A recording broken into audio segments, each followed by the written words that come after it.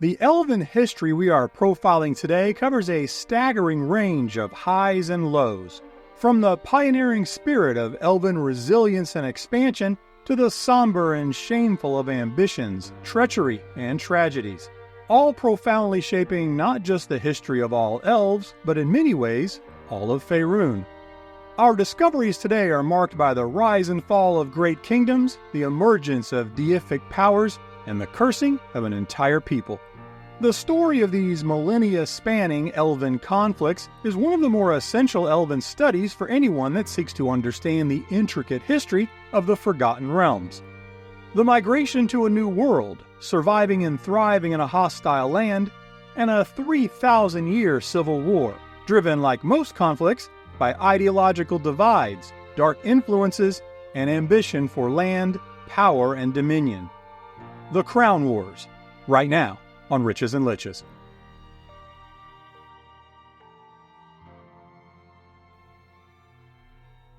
Most Candlekeep sages would agree there are few historical Elven chapters that ring with the same shameful grandeur as that of the Crown Wars.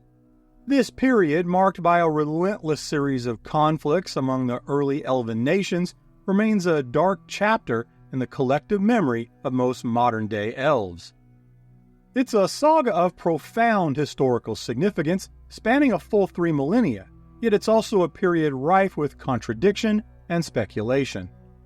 From an in-game lore perspective, we would say that this is primarily Elven history mired in layers of intentional misinformation orchestrated by Elven scholars seeking to obscure, color, and even rewrite the grim realities of their own heritage. However, from a Dungeons & Dragons canon point of view, it's simply a subject with lots of speculation, gaps, some conflicts, and a retcon or two. So as we start our journey of discovery and truth-seeking today, I need to reinforce a few important points to frame our discussions. First, that we're reviewing an era covering just shy of 18,000 years, including details on a series of wars that span over 3,000 years, which, even by the standards of Elven lifespans, means this is a cloudy and multi-generational event. As such, there are literally dozens of historical branches that spring from the Crown Wars tree, each with interesting, important, and historically significant events, many of which deserve and will get their own volume of study. I point this out to make clear that for this volume, we will need to be focused and stay close to our chosen topic in order to give a proper and thorough telling of one of the most impactful events in Elven history. To that end, one of the most compelling facets of this era for me personally lie in the Elven campaigns of misinformation and the conflicting scholarly accounts that assign blame and justify some truly horrible acts, all biased and colored with a preferred Elven narrative. As you can probably guess, the vast majority of these conflicts surround the actions, atrocities, and legacy of the Dark Elf and Drow heritage.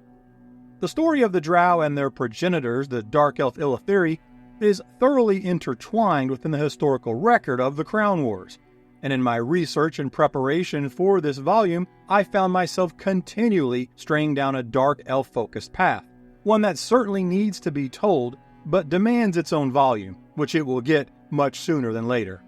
A volume on the history of the Drow that I promise will be a profile like no other, as we will offer not just the preferred and possibly whitewashed Elven narrative, but also a view through the equally biased lens of the Illithir, and let you come to your own conclusions on blame and burden.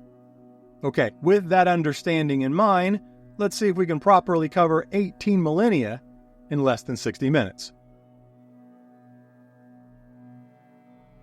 To find the proper context of these disgraceful conflicts, we must trace our way back to a time when the elves, newly migrated to Toril from the Feywild, sought to establish their place in a hostile and unknown land. This journey, a transition between worlds, was also a pivotal shift in Realm's history, marking the beginning of the end of draconic rule and opening up the realms for future humanoid species, so that they too might carve their own place in this rapidly changing landscape. The elves, stepping out of their chaotic, magical homeland of Twilight and into the more structured and elemental world of Toril, found themselves in an alien land dominated by those ancient winged sovereigns of the sky, who surveyed the elves with both intrigue and suspicion. The relationship between elves and dragons, initially met with hostilities and territorial claims, evolved into a nuanced dynamic of negotiated peace, mutual respect, and eventually, at least when viewed from the lens of dragons, a fair bit of treachery. If you'd like to know more, I have a video volume solely dedicated to the period known as the Time of Dragons. Link below to the Forgotten Realms History, Volume 4. Negative 27,000 Dale Reckoning is the classically noted date for the beginning of elven migrations to Toril. Groups of varied elven subspecies arriving in many waves, many times over the next several centuries. The Wild Green Elves are considered to be the first elves to find their way to Faerun, settling as small scattered tribes within the dense verdant forests of the realm.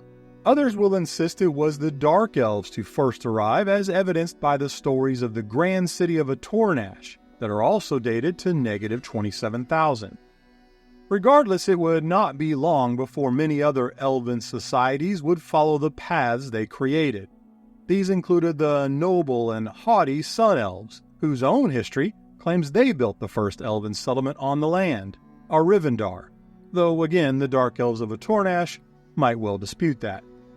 Soon after, the nomadic and wise Moon Elves would arrive upon this new world, and there were other lesser-known species such as the Lythari, the Sea Elves, and the Avariel, all seeking to make their home upon this land, each wave dotting the young Faerunian landscape and each bringing their own cultural legacies. The first flowering was an unprecedented golden age stretching across 12 mostly peaceful millennia. Well, if not for that whole Sundering thing, but I'll cover that in the next chapter. No longer nomads clinging to sheltered survival from the draconic skies, each elven variant instead began to carve out their place upon Toril, each settlement reflecting a vibrant renaissance of their own distinct societal structures. This was also a time where each elven race, having cultivated their own study of the arcane arts from the Feywild, soon discovered the weave, molding its rich magical energies to suit their own philosophies, beliefs, and agendas. Starting at approximately negative 24,000, the kaleidoscope of small, diverse elven tribes began to crystallize into major realms. Arivandar, nestled in the lush embrace of the high forest, became the heartland of the Sun Elves, also known as the Golden Elves. This realm, one of the few to get a head start in their own growth and expansion, would play one of the more significant roles in this period. In the northwest of Faerun, nestled in the rolling hills and whispering pines, lay Sharlarion, a city founded by two notable historic figures, the young Prince Durethel, known as the first Dragon Rider, and arguably the first Moon Elf to ever step foot on Faerun, Sharlario Moonflower, for whom the city was later named after his passing. If these names sound unfamiliar, that would likely be because the tales and early historical records of most of these early elven settlements that would emerge as their own distinct elven realms have sadly not been giving their due in terms of lore coverage, something I hope to improve with future videos. In fact, I have already covered the genesis of Sharlarion, starting with its founding by those two survivors of the doomed Feywild city of Tintagir. Quite the story in and of itself, which you can check out in Volume 5 on the history of these Forgotten Realms, link below. Sharlarion is also the site of another compelling story, recording one of the earliest official accounts of orcs finding their way onto Faerun, a heroine that has been criminally underrepresented, and an accidental journey into the abyss, all of which results in some far-reaching and history-altering implications that will be part of the Drow-centered volume I promised in the open, link below when it's available. Southward, where the vast plains of the Shar meet the verdant forests of Amtar, stood Atornash, the jewel of the Illithir. Ruled by the Illithiri archmage Carnarlist, At the time a devout follower of Gonadar, the Elder Eye, Atornash was a dark stone city of impressive size and magical architecture in this early age, its very foundations imbued with potent magics. And beyond these more prominent realms lay a constellation of smaller settlements. Shantil Othrier, nestled in the fertile green fields, served as a haven for the Moon Elves. The Wild Elves would found their own realm, Illafarn, in negative 22,900. Located in the most high-profile of regions today, they established their civilization along the forests of the Sword Coast. First with their settlements in the areas we know as the Crypt Garden and Ardeep Forests, as well as the Dissarin Valley. Illafarn is actually interesting for a few different reasons. Much later in time, spoiler alert, Illafarn survives the Crown Wars, this settlement would grow from a small city-state into a sprawling nation, one that would stretch from the spine of the world in the north down to the river Delambir. But its capital, named Alim Thaldar, was actually located where modern-day Waterdeep would stand 14.5 millennia later. Illafarn is also credited in the historic archives as the first city to formulate the theory of gravity. Finally, we have Myaratar, founded in approximately negative 18,800, together by wild and dark elves who peacefully departed Arivandar due to a growing discomfort with the political views of the Sun Elves. Their settlement was located in a thriving landscape of verdant rolling hills, wholly unrecognizable today as the desolate High Moor area, which you will note is just south of Arivandar, itself located in the High Forest. This proximity would later become an important factor during the Crown Wars. This is also a good time to mention that the chaotic good goddess Ilastraii found fervent worship among the Myaratari, the Dark Maiden's teaching resonating with the values of both the Dark and Wild Elves, who favor her principles of freedom, harmony, and artistic expression. This deep spiritual connection contributed to Myaratar's distinct cultural identity, one that starkly contrasted with the increasingly aggressive policies of neighboring Arivandar. In fact, it's here we will note that Myaratar becomes an important historical marker, serving as one of the early signs of trouble brewing among a growing number of dissimilar elven realms. So the first flowering wasn't just about growth. It was also a time that saw the divergence of elven cultures inherent with that maturation. As each settlement grew in influence, their contrasting beliefs and ideologies began to ripple across borders. Skirmishes, first fueled by old grudges from the Feywild and the ever-widening chasm in elven philosophies, broke out with increasing frequency as the era came to a close.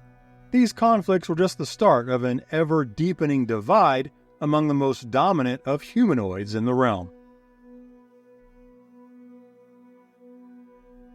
Negative 17,600 Dale Reckoning is one of, if not the most notable year in Elven, perhaps Faerunian history, as it denotes an event known as the First Sundering. It was a time of grand hubris and ambition, even by the lofty standards of the elves.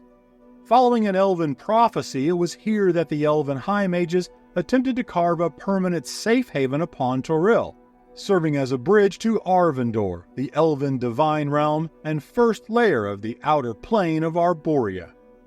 But as the elves will discover, but likely not learn from, ambition, untamed by wisdom, often reaps a bitter harvest. The memory of Tentagir, that magnificent Feywild city destroyed in a previous attempt at high magic, perhaps should have served as a cautionary whisper, but was easily drowned out by a tide of prophecy and elven vanity. After centuries of meticulous planning, the high magic ritual culminated at a spot in the heart of Faerun, designated long ago, but today only known as the Gathering Place. Upon this vast open land, a white granite tower pierced the Faerunian sky, and hundreds of high mages, representing every elven lineage, save for the persona non grata dark elves and the reclusive and non-magic sea elves, gather with a singular purpose: to weave a spell of such potent magic that it would birth a glorious homeland and divine haven for their people.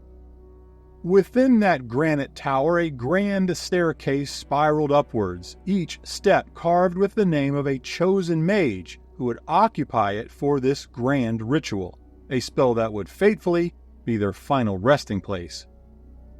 Starleaf, a young wild elf chosen for her raw magical talent, stood at the heart of the ritual as the spell's center. When the first sliver of dawn kissed the horizon, so began a haunting chant, a melody that rose and fell like the ocean's waves, pulsating with the collective power of the assembled high mages. They channeled the weave, the lifeblood of magic, pouring their very essence into the spell that would ultimately be a symphony of sacrifice. And on that day of birthing, as the spell essence reached its zenith, the fabric of reality was torn and the world convulsed. Starleaf awoke, the only survivor, to bear witness to the cost of elven hubris and ambition. The world had buckled violently, splitting the once unified continent of Faerun into fragmented landmasses as tremors and floods ravaged the coast, swallowing countless elven settlements and thousands of elven lives whole. Among the many casualties was the city of Atornash, jewel of the Ilithir Empire. This destruction a grim catalyst, weakening the hold of Faerun, who by this point in time was the primary dark elf deity of shadows. And in that power vacuum left behind, his mother, the demon queen herself, Lolth, began her rise to prominence among these not yet Drow dark elves. But amid the devastation, a costly success did emerge. Evermeet, an island haven, materialized, risen from the depths of the trackless sea. Many believe Evermeet is in fact a fractured piece of Arvindor, that elven divine realm, and a bridge between worlds. Corellon himself bestowed upon the island the Tree of Souls, an unplanted sapling that exists held in stasis and imbued with immense powers to link Evermeet and even repel fiends. Said to be in effect a living mythal, this tree, prophesied to one day find its home on Faerun, would become a repository for the spirits of the deceased elves. Yet even with the successful conjuring of Evermeet, the exclusion of the Dark Elves from its creation ritual, and the wake of obliterated elven cities and countless lives lost brought immediate consequence, further escalating tensions and amplifying the discord between these ever-disparate elven realms of Toril, a discord that would manifest itself in the First Crown War. Within the myriad of tomes that chronicle elven history, you will find both brilliance and beauty. But it is among the darker chapters where you will find the saga of the Crown Wars, a period spanning over 3 millennia that divided an elven landscape already fractured metaphorically by diverging ideologies and dogmas, and literally by the First Sundering. Fueled by ambition, arrogance, vengeance, and the allure of dark magic, these wars left a dark stain on an elven heritage and birthed a forever hatred within their own species, the Drow. While the official start date for the First Crown War is recorded as -12,000 Dale Reckoning, its genesis actually began over 3,000 years prior, when in -15,300, House Vyshaan, a Sun Elf lineage whose ambition was matched only by their aggression, ascended to the rulership of Arivandar. Under Vyshaan rule, Arivandar, already brimming with a firm belief in Sun Elf superiority, formally transformed into an expansionist and militaristic empire. The Vyshans, whose history would later reveal had been corruptible by fiendish influences, now began casting covetous eyes upon the independent realm of Maeritar, viewed not as a close neighboring ally, but as a threat to their imperial aspirations. The onset of war was the culmination of centuries of growing mistrust, subtle provocations, and the discomfort Arivandar felt towards Maeritar's proximity in the rolling hills to the south. In -14,700 DR, the Arivandar Coronal Ivoshar Vyshaan, for the uninitiated, Coronal is an elven title for monarch. Claiming dubious at best ancestral links to my Eretar's ruling family, House Olyrthi, the Coronal first attempted to negotiate a peaceful diplomatic annexation. Framed as an offer of protection and unity, but underpinned by an ambitious desire for control, proposing that my Eretar become a vassal state to the Sun Elf Kingdom. The dark and wild elves of my Eretar, staunchly independent, were not at all interested in being ruled by the pompous and imperious Sun Elves. Despite repeated overtures and equal rejections, the Vyshans did not relent. As the centuries waned, and with each refusal from my Eretar, tensions escalated until what had started as coercive diplomacy degenerated into outright hostility. The diplomatic veneer now fully excised, the Sun Elves leaned into ever more aggressive tactics, beginning with political sabotage and escalating to border skirmishes, all revealing Arivindar's true and oppressive intentions. Yet to the people of my Eretar, these preludes to such a historical era of war likely seemed at the time little more than the expected flexing of high-born arrogance and imperium that had become the new normal for many centuries. That, as it turned out, was a grave miscalculation. For after 3,300 years of saber-rattling, the Vyshaan ran out of patience. With no prospects for a peaceful subjugation, Arivindar marshaled their armies and marched upon my Eretar, intending to annex it by force since diplomacy had failed. It was then, in negative 12,000 DR, that open war found its way to the wild and dark elves of my Eretar, ending the many precursors to conflict and officially marking the start of the First Crown War, the shameful Elven Civil War. Arivindar's moonstone-armored legions laid siege to my Eretar's martial defenses as the flourishing green highlands became crimson battlegrounds where sword and spell met with grim effect.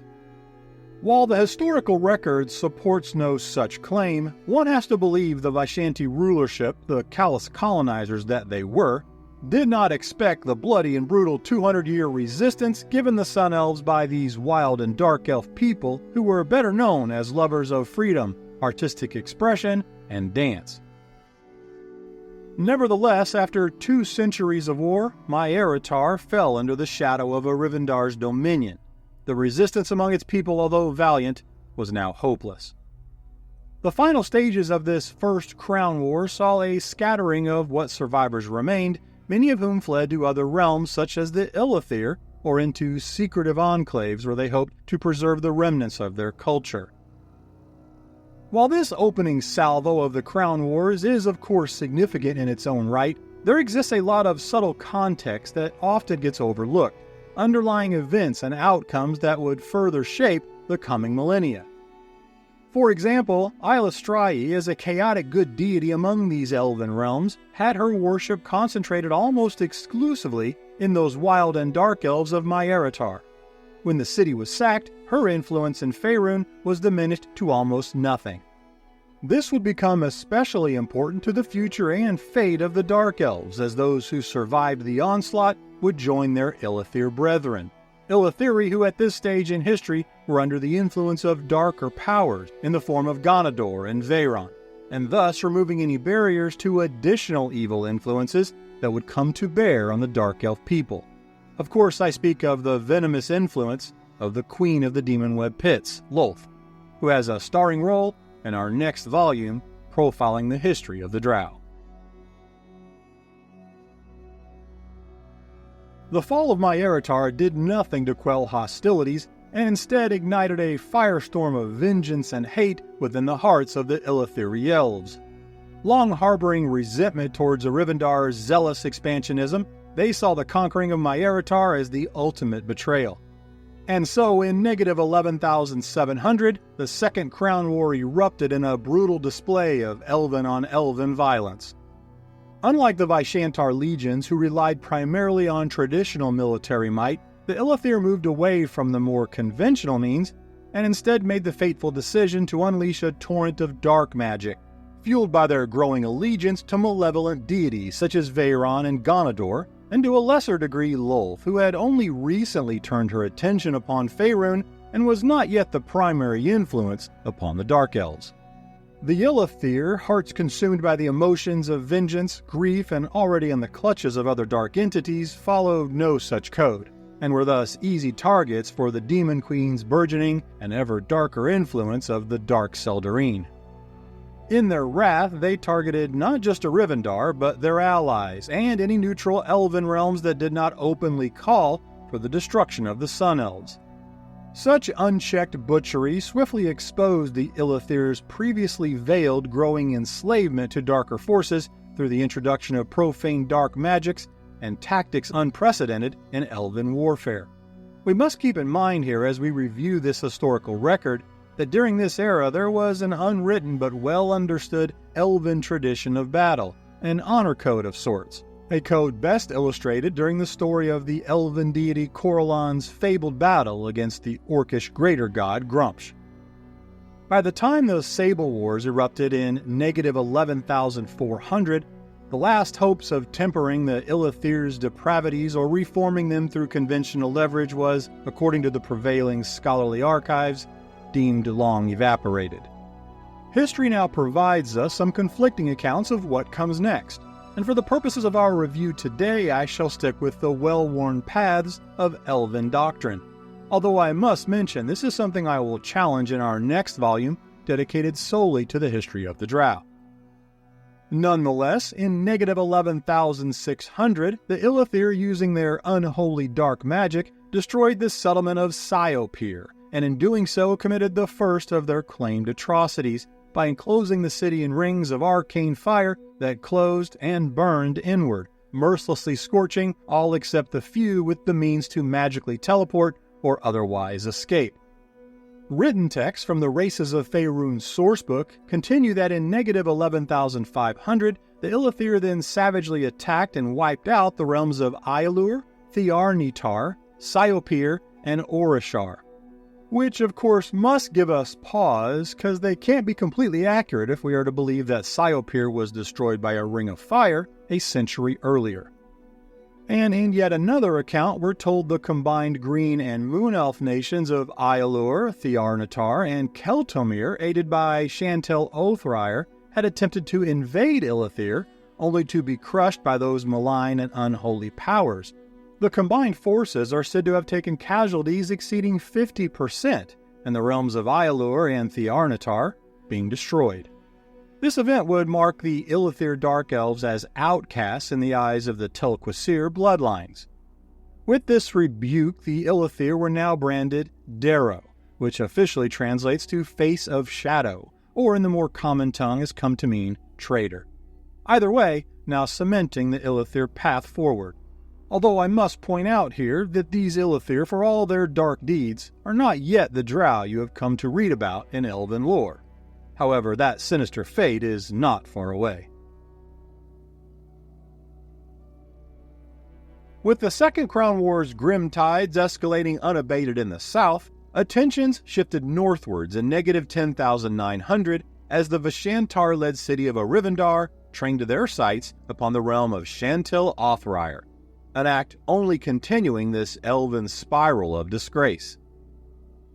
What followed in this Third Crown War's opening campaign laid bare for all to see the earnest goals of House Vyshaan, who now clearly embodied an endless hunger to dominate and control all elven holdings through subjugation or annihilation, and by any means required. But in a fiendish twist, we learn here that the Vyshantar Empire of Rivendar, already shown to be despotic and tyrannical, have now also fallen under their own dark influence, in the form of a fallen solar angel turned exiled archdevil named Malkazid. Malkazid is a 10-foot-tall winged humanoid fiend of alabaster white skin and filthy gray feathers. He is often referenced as the Branded King due to a forehead wound that never heals and continually bleeds. Quite the mark indeed.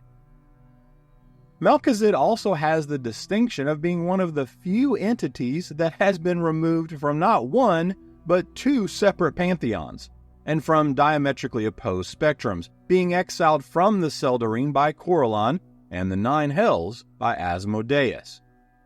Regardless, aided by Malkazid's foul patronage, horrific battles like the slaughter that was the Battle of God's Theater in negative 10,700 saw nearly 70,000 elven lives extinguished, with thousands more perishing at the hands of an opportunistic orc horde that descended upon the already embattled elves. By centuries' end, the enormity of the loss and attrition had forced Shantel's defenders into full surrender, their once radiant city woods and settlements forcibly absorbed as yet more vassals into the Vyshaan Imperium. While the scholarly accounts of this period tell us that the Vyshaan lords of Arivandar had secretly been worshipping Malkazid since at least negative 11,000 Dale reckoning, it is worth mentioning here that there are those in Candlekeep who are convinced it was the subtle influence of Malkazid as much as a millennia before that semi-official date that potentially set this entire civil war in motion back in negative 12,000. While there is no question that by this point in the war the Dark Elves had turned to dark powers, and the Illithir certainly did themselves no favors with their tactics during the war. But there is also a case to be made that it was the Sun Elves, corrupted by their archdevil patron, who should carry a not insignificant burden for the genesis of this appalling civil war, and more importantly in doing so, set or at least bolstered the dark path of the Illithir, as inconvenient and uncomfortable as that narrative might be for most Elven scholars. Still, as terrible as this war had become, the true horror of the Crown Wars was yet to unfold.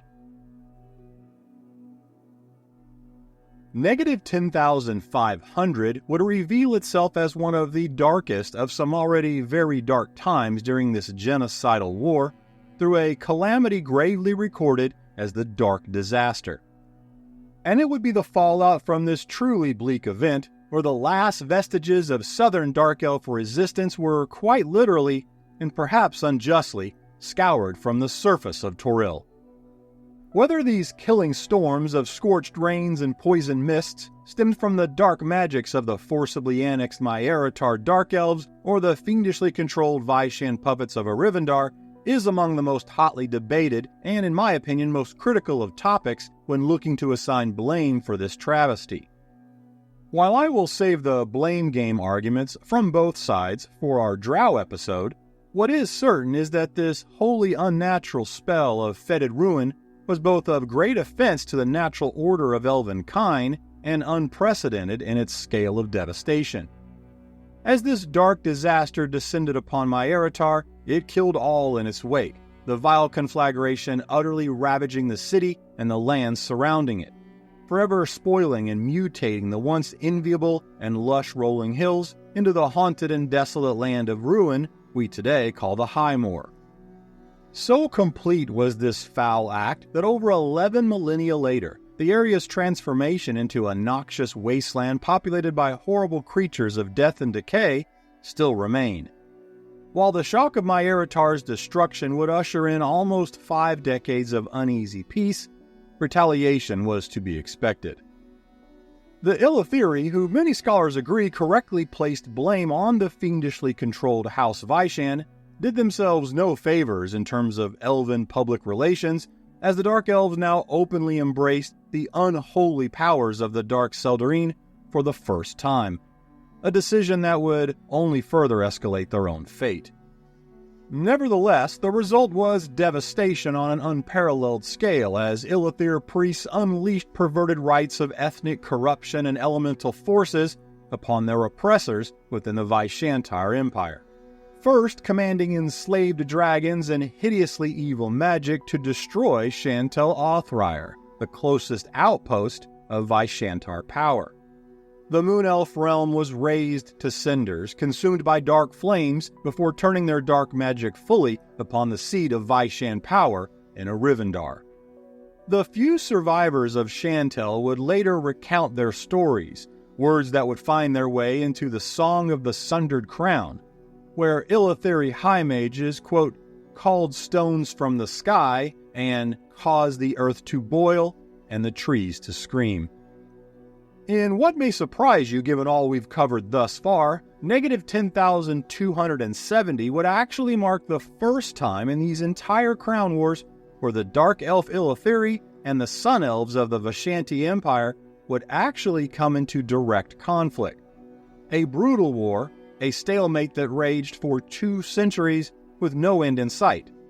That is, until the Elven Pantheon answered the call to intercede. In the face of this savage war and dark elf atrocities, the remaining elven kingdoms gathered in a great conclave to make a decision that would forever haunt elvenkind. There they decreed that the Illithiri, Drow, or traitors in the elven tongue, would be eternally severed from the grace and light as elven children of Corellon Lorethian. And so it was in negative 10,000 Dale reckoning that Corellon and the Elven Pantheon would respond to those elven pleas by empowering their high mages and priests with a divine power of the Sundering.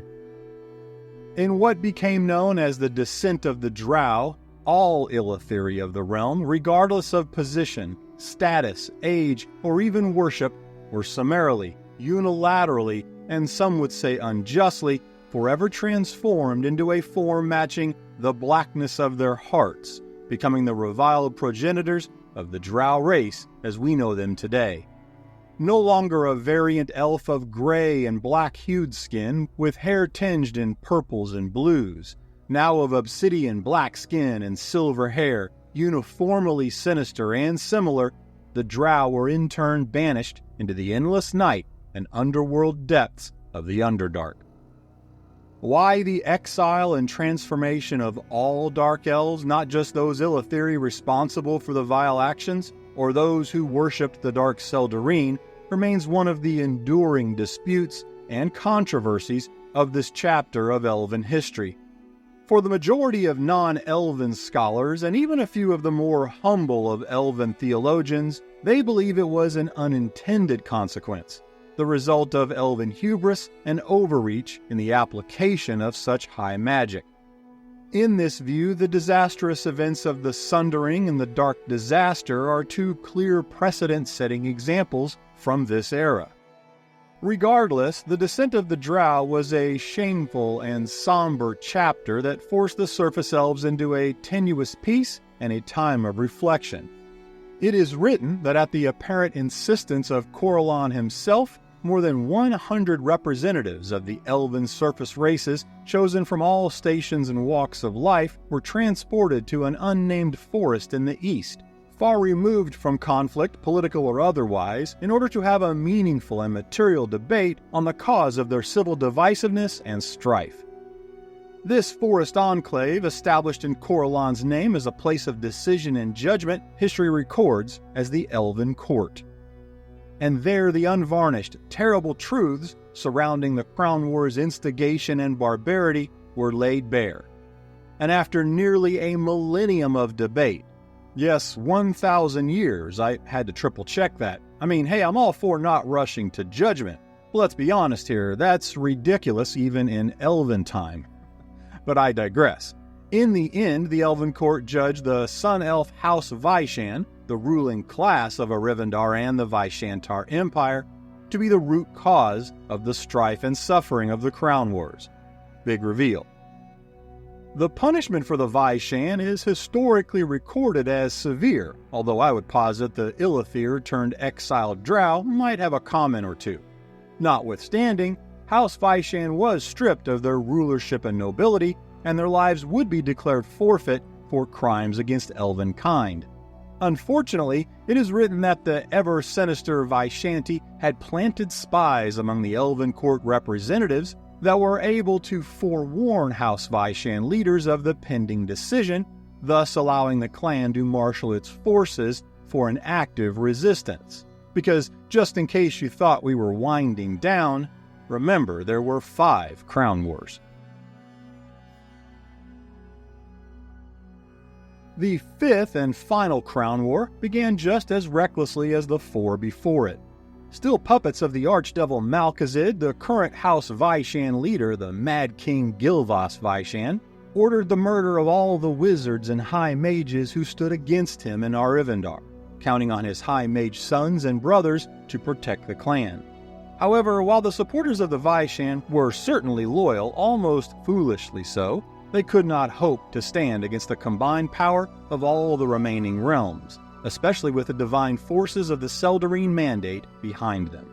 Malkazid, who had fueled all of the Vyshanti Empire's delusional ambitions and tyrannical actions, soon recognized the absolute futility of this struggle, abruptly abandoned House Vyshaan, leaving them to their fate, himself retreating back to his blood-rift homeland in negative 9200.